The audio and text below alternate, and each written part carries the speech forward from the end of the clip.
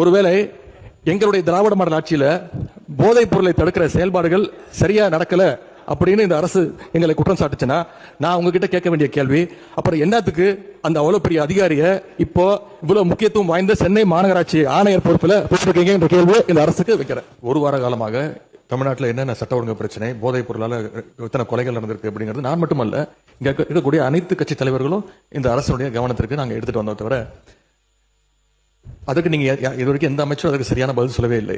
ஆனால் மாறாக உங்க ஆட்சியில் எப்படி நடந்தது, உங்க ஆட்சியில் இது நடந்தது அப்படின்னு குறை சொல்லிக் கொண்டிருக்காங்க. அது போட்டோ தான் காட்டினாரு, எஃப்ஐஆர் பதிவு பட்டிருக்கு அப்படின்னு சொன்னாரு.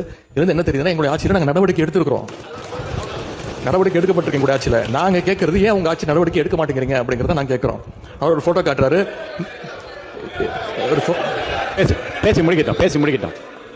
அமைச்சர் அவர்கள் ஒரு போட்டோ காட்டினாரு, இன்னொரு வீடியோ ஒன்று இருக்கு, எல்லாருமே பார்த்தாங்க, ஒட்டுமொத்த இந்தியாவே பார்த்து உலகம் முழுக்க பார்த்தாங்க. இருக்கக்கூடிய அமைச்சர் ஒருத்தர் போதைப் பொருள் வந்து போடுறாங்க நுணுக்கி அதை என்ன பண்ணாருங்கிறத விளக்கம் கொடுத்துட்டார். போதும், அது விளக்கம் கொடுத்துட்டார், முடிஞ்சு போச்சு. அதை பற்றி பேச வேணாம், அதை மட்டும் நீக்கி விடுகிறேன். நீங்க பதில் சொல்லியாச்சு, உட்காருங்க.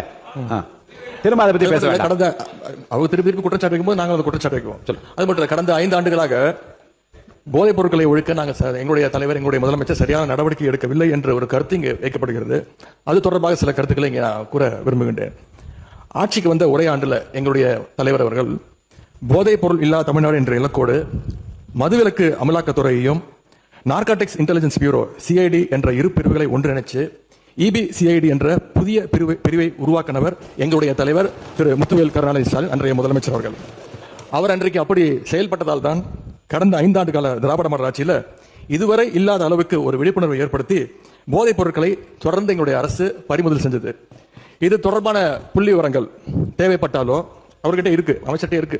கூடுதல் தகவல் தேவைப்பட்டாலோ அதை நாம எங்கேயும் போய் தேட வேண்டிய அவசியம் இல்லை.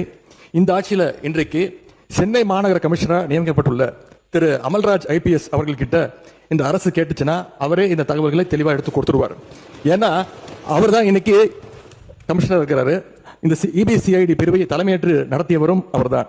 அவர்கிட்ட கேட்டா கரெக்டா சொல்வார், எத்தனை டன் கஞ்சாவை பறிமுதல் பண்ணோம், எத்தனை பேரை நாங்கள் கைது செஞ்சிருக்கிறோம், சிறப்பு புகார் எண்கள் எத்தனை அறிவிச்சோம், விழிப்புணர்வு நிகழ்ச்சிகள் எல்லா டேட்டாவும் அவர்கிட்ட இருக்கு.